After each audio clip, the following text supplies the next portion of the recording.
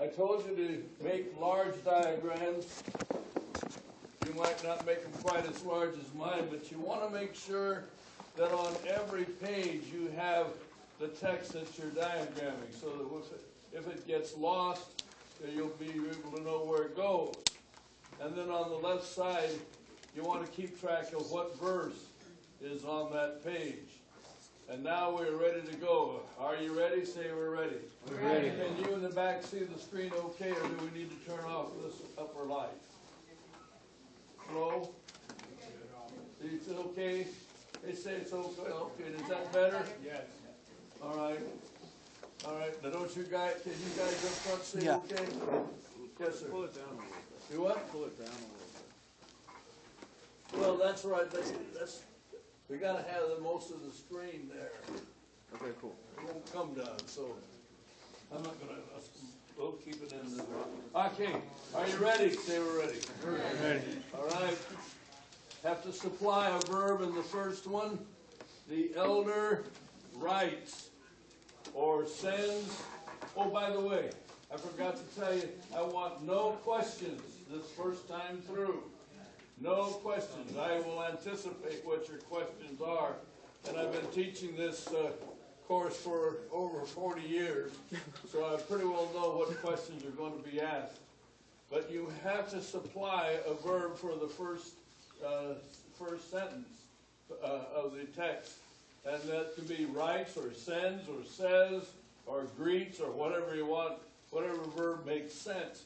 But whenever you supply a word, you must indicate that by putting it in parentheses.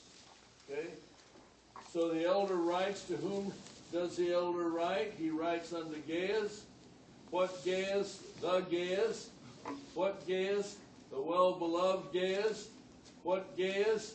The Gaius I love whom. And where does he love whom? He loves whom in the truth. What truth? The truth. So it's verse 1, the elder writes unto Gaius, the well-beloved, I love whom in the truth. All right? Verse 2 continues.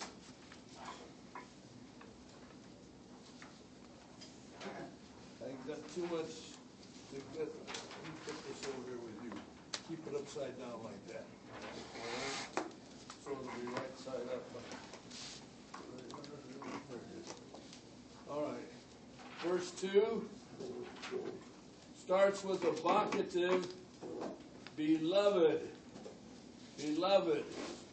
Beloved is not a verb, it is a participle actually, but it's a vocative, so it's a name. It functions as a noun, but it's an address. This is what he is calling Gaius. Beloved, I wish above all things. And what is it that you wish? I wish that. Well, what is the that you wish? Double-headed arrow indicating apposition. I wish that thou mayest prosper and be in health, in good health, even as thy soul prosper. So I wish above all things that thou mayest prosper and be in health, good health, even as thy soul prospers. He wishes that Gaius may prosper financially and prosper physically just as much as he does spiritually. And I wonder if we were as rich financially and had as good a health physically as we do spiritually, how many of us would be paupers? How many of us would be invalids? So that's the goal is, the measure is spiritual health. All right, going on to verse 3, we'll come back to these. Oh, I forgot to show you that. Let me have that one. Thank you. Oh, good. Notice this sentence is connected to the next sentence, and we show it by doing the conjunction of the following verse. I wish that for And this, we know that our thought goes on to the next verse. And with the next verse, it comes on. We paint it on to the deal. And if you have an opaque paper, then it overlaps as a single construction. Isn't that neat? Say that's neat. That's neat. Okay. For I rejoiced. How did you rejoice? Greatly. When did you rejoice? When the brethren came and testified. What did they testify about? Of truth. What truth? The truth. What truth? The truth that is where? In thee. Why did you rejoice greatly? Even as thou walkest in the truth. You see? So here you have three modifiers. You have the fact of his rejoicing, the extent of his rejoicing, the time of his rejoicing, and the cause of his rejoicing. Isn't that neat? Say that's neat. I guess. Okay. So you see how a diagram takes and puts into clusters the things that go together, and it's much easier to move to your outline. By the way, I got an email just as I was on the way to class. I just about didn't do this, but I checked my email just to see if anything had come in. And there came in an email from a student that I had back in 1978. And he's with MacArthur schools out in California. And he wrote and said, Doc, I don't know whether you remember or not, but I had your classes, graduated in 78 from Grace Seminary, and he said, I used the system that I learned. He called it in Homiletics 1, that's what we called it there, but it's inductive Bible study. I use it every day that I preach. Says the best thing I ever learned. How about that? That's really gracious to do that. And I hope to get an email from some of you 10, 15, 20 years from now. You may have to send it to heaven, but that's okay. I'll pick it up there in my email box in heaven. It'd probably be an H box up there, won't it? Heaven box? An H box. Yeah. All right. For I rejoice greatly. All right, put this one over here. And let's go to verse 4. All right, verse 4. I have joy. That's easy. I have joy. No greater joy. Greater joy than what?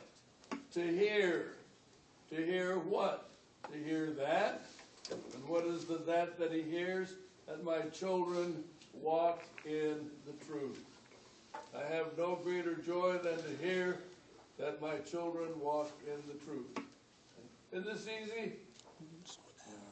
No. Say this is easy. No. Not Sure it really. is. All right. Verse 5. Another beloved.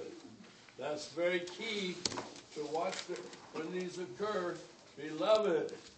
Again, evocative. So it does not.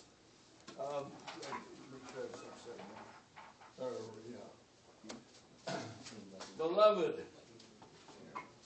Thou doest faithfully. And what is it that he doest faithfully? Thou doest faithfully, thou doest whatever.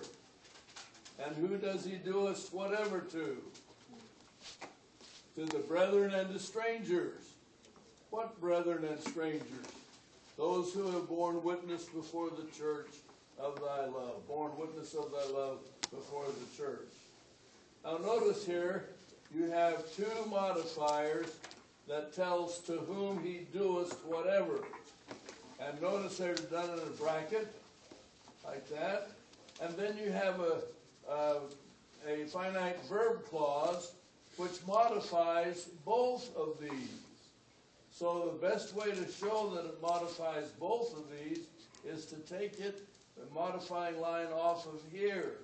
And if you can envision a bunch of water pipes, water's coming down here, and it comes in here, so it goes down here, it goes here, it goes here. This water goes up there. You follow what I'm doing? It shows that this goes with both of these nouns. He's writing to brethren. That's what they are to John. John knows them. And to strangers, that's what they are to Gaius. He doesn't know them, but he knows that John sent them. And they have been there, and they've done witness there, and they've come back to Ephesus, and gave a witness before the church at Ephesus of Gaius's assistance to them in their ministry. All right? Verse 6, a conditional sentence. If, and you want to put the if out to the side so that you see immediately that this is a conditional sentence.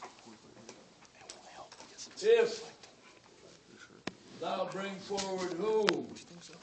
Where are you going to bring them forward to? On their journey. How are you going to do it? After a godly sort. Treat them as if they were God himself. It's terrible when ministers think of themselves that they're God. That's terrible. But when you hear a minister speak, if he preaches the word of God as God says it, then you've heard God speak. So you're supposed to treat him as a minister of God after a godly sort. So if you do this, then, you have to supply the then, thou shalt do well. Okay? So it's good to be nice to God's ministers. All right, if you do that, then you're doing well. Why? Because they went forth. Now, in English, that's two words, went forth, so it's part of the verb.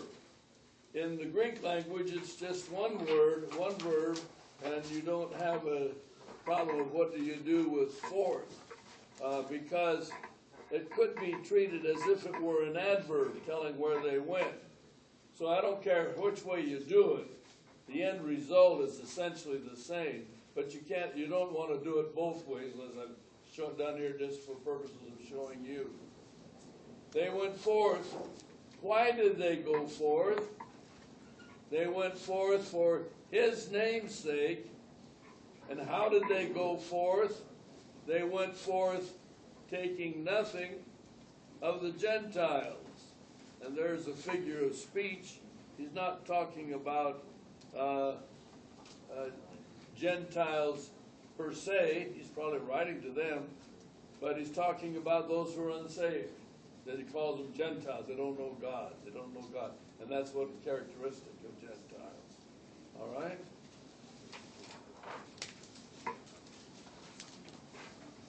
Verse 8, therefore.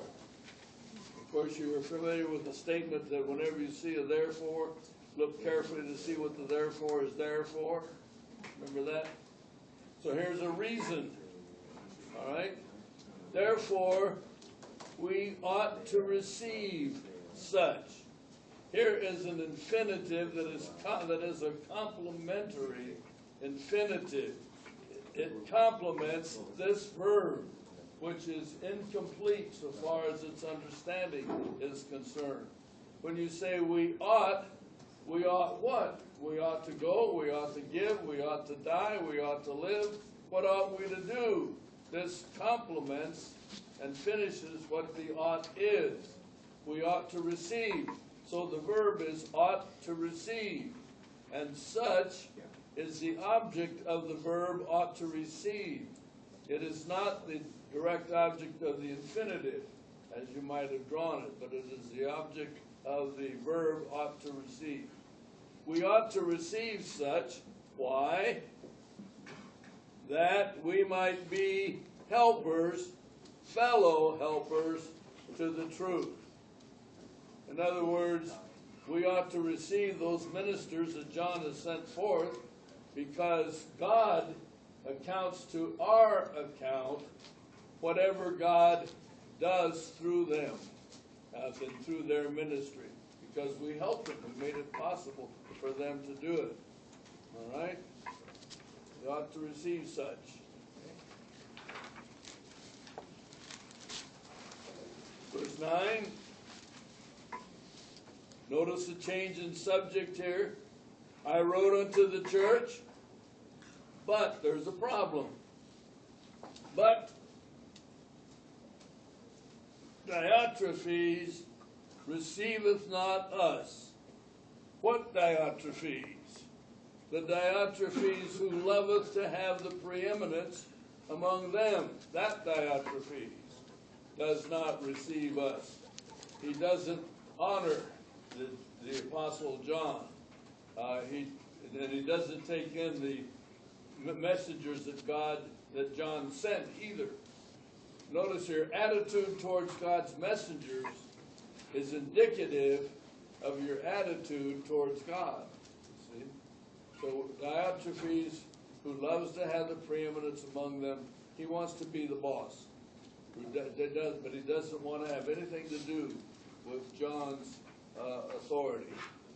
Then we come to verse 10, which is the hardest part, but it really is simple when you realize that it is a conditional sentence. Wherefore, which is like a therefore. Wherefore, did I get it on the screen? Yes, okay. If I come, then I will remember his deeds. Isn't that simple? Yeah, say that simple. And that's the basic part of the verb, of the sentence. The rest of it is where the rest of the words go. They all describe the deeds. I will remember his deeds. His deeds he doeth which. See, those are the deeds he's going to remember. And what are the deeds that he doeth which? That up there. Prating against us with malicious words. This word is cancerous, actually. He maligns the apostles' authority, prating against us with malicious words, and neither doth he receive the brethren for himself. And why doesn't he receive the brethren? Because he's not content with that. That is maligning the apostle. He's not content with that. He mistreats the apostles' representatives. So what does he do? This is his deeds against the apostle. And he forbiddeth them that would. These are his deeds against the people of his church. He forbids the ones who would entertain John's messengers, and he casteth them out of the church. Isn't that pretty? Say that's pretty. You didn't say it. Very All right, we'll talk about that in just a minute some more. Then here is a key word coming up. Beloved.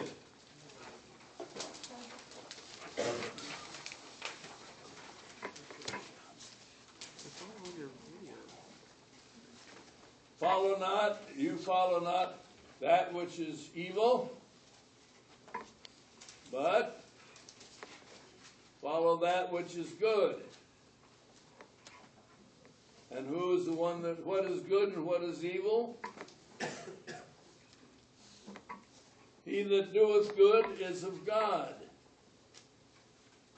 But he that doeth evil, that doesn't receive the apostles' delegates, has not seen God. And talking about Diotrephes, who's a fine Christian man, he just doesn't know Jesus as his Savior, that's all. All right? Fine Christian man. Now he introduces the one that does the good. And here he comes. Demetrius hath good report. Good report from whom? Of all men and of the truth itself. And not only of all men and of the truth of the Word of God, but also the apostle. And we bear witness also, and you know that our witness is true. Notice the shift between 12 and 13. Notice the ye's, we's, okay? And Now verse 13. I had many things to write. Things is the subject of the infinitive. I had things, and how many did he have? Many things to write. But I will not write unto thee with ink and pen, because he's going to do something else. But I trust that I shall see thee shortly. And when I see thee shortly, we shall speak face to face. And then notice the shift in subject again. Peace be to thee. Our friends greet thee. Everybody should have been able to diagram this one. You greet the friends by name. In some texts, 3 John has 15 verses. These last three verbs, three clauses are verse 15. All right. Wasn't that wonderful? Say that was wonderful. You don't sound very convincing. I didn't hear you say anything. That's because I'm dizzy. Oh, you said you didn't? Yeah. I Flipped knew them that. so quick. I know it. We're going to take some time now. All right. Now, we're going to go back through that, and we're going to take time for you to ask questions. But please don't ask a question that I've already answered. You didn't get that? Oh. All right. The elder writes unto Gaius, the well-beloved, I love whom in the truth. Any questions on verse 1? This is pretty dry stuff, so I gotta get Any questions on verse 1?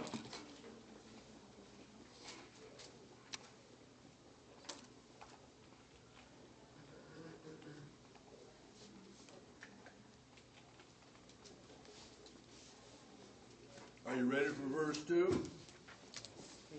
Hello? Yes. Okay, good. You're doing well. We've got to get through this because you're going to need what I got to tell you in order to do the verse, the next assignment. Beloved, I wish that thou mayest prosper and be in good health, even as thy soul prospereth. That's right.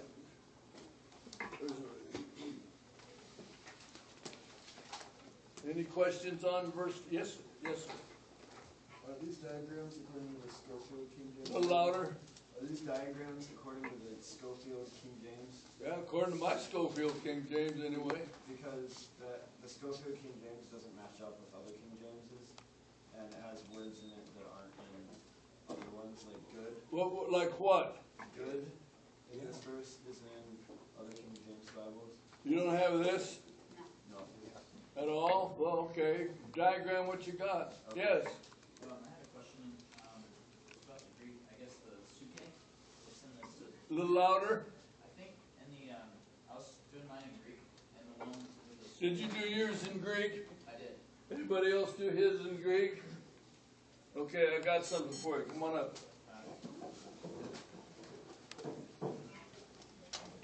Oh, shoot. I don't have it for you. I didn't bring my big... Israel.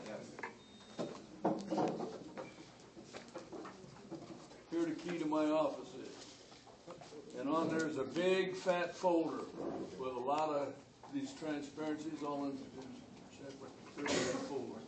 Third. I'll have something for you in just a little bit. Any other questions about verse 2? You ready for verse 3? Hello? Yes.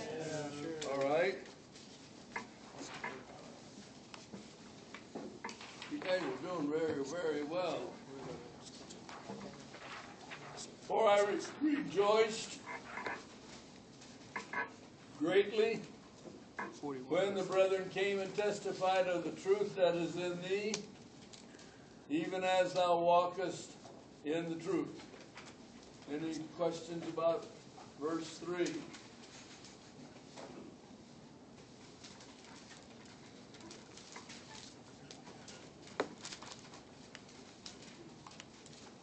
Any questions about verse 3? Are you ready for 4? Yes. Yes? All right, hearing no protest, I assume we are. All right. Verse 4, I have no greater joy than to hear that my children walk in the truth. Oh, thank you. Thank you, thank you, thank you. You're a good man.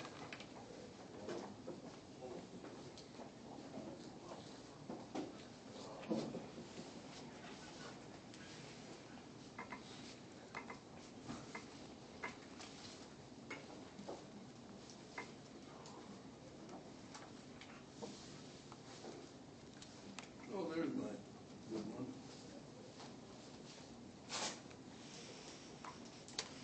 Oh, I thought I'd have it.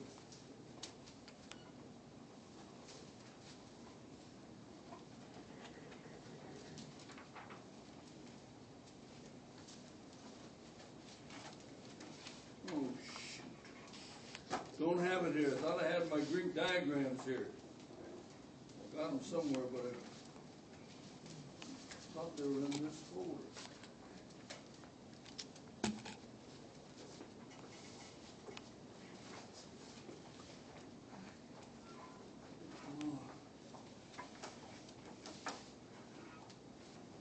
If you can see me after as I got the Greek diagrams, I'll have to find what folder they're in. Thought they were there. All right, any question on verse 4? Are you ready for 5? Yes? Yes? Sure thing. All right.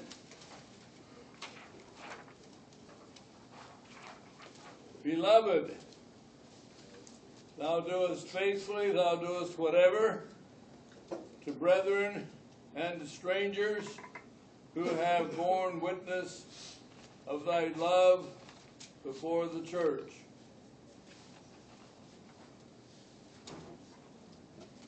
Yes, sir. Why is the first part of verse 6 on the verse 5 page? Should we? Because it goes together with it grammatically. Remember, the verse divisions, versification was not done by the Apostle John. So you have to diagram it according to the sense of the first few words of 6 do indeed go with verse 5. So you diagram it that way. But you make a notation that you've done it right here, see? All right, any question on 6? 5 and first part of 6? You ready for verse 6? Yeah, ready? Yes? Yes. Okay.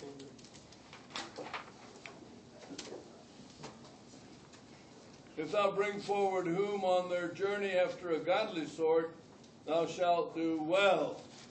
Now, in the way the text reads, this is the apodosis. This is the prodosis, thank you. The prodosis. But it is adverbially dependent upon the apodosis. So you could diagram it this way and put it on a still, but this modifies actually the verb of the apodosis. You follow what I'm saying? Right. So if thou bring forward whom on the after a godly sort, then thou shalt do well. But this is the prodosis right here, and this goes down here if you diagram it straightforward grammatically. Follow that? Okay, any question? Ready for 7? Yes? Okay, you better speak up if you haven't, if you aren't ready for it. Because they went forth put forth in one or the other places, preferably is with the verb, because it is a part of the verb, and in the Greek text there's only one word. They went forth for the sake, for namesake, his namesake. And how did they go forth? They weren't supported by unbelievers, taking nothing of the Gentiles. Okay. Any questions on 7?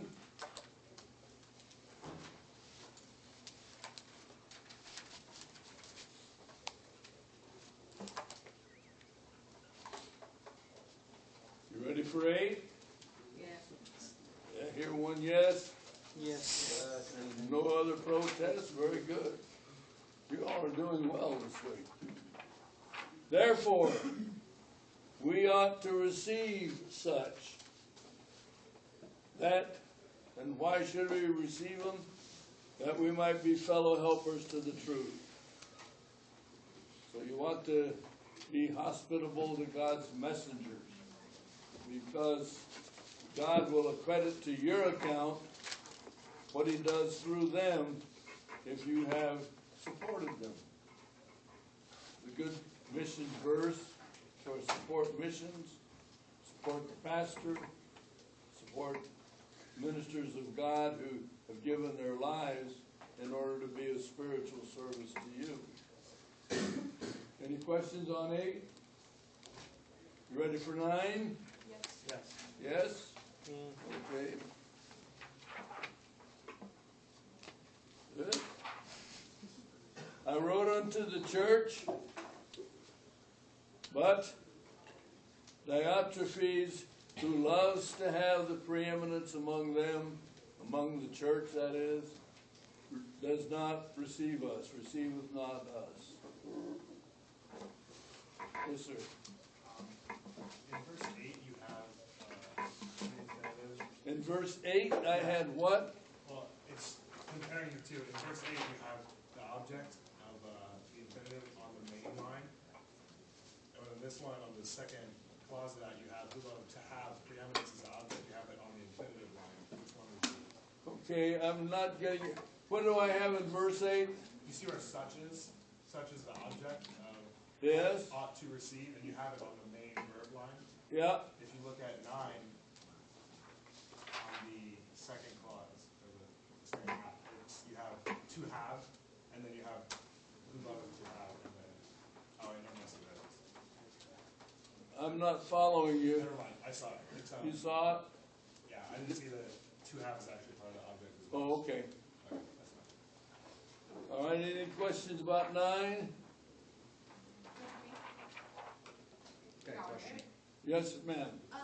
My version says loves to be first. Would first go under to be, or would it be the direct opposite? Loveth to have This is not a complimentary infinitive, it's the direct object of this verb. This is what he loves. He loves to have preeminence. Well, my version says to be first. He loves to be first. Would first be where preeminence is? Okay, you'd put up here to be, the slash mark first. It'd be a slash mark because of the verb to be. Okay. All right? Did I see another hand back there? I guess I did. All right, verse 10, which is a doozy. Wherefore, I put the wherefore up there so we can kind of get it all in. Wherefore, if I come, and this is literally a third-class conditional sentence, so it's therefore, when I come, then I will remember his deeds. I will remember his deeds. What are his deeds? The deeds he doeth which? And how does he doeth them? The rest of this modifies the verb do, doeth. First of all, against the apostle. He maligns the apostle with cancerous words. And it's against the missionaries. He doesn't receive them, that is, he doesn't entertain them. Why does he not do that? Because he's not content with maligning the apostle. So these are towards the apostle and the missionaries, and then towards his church members.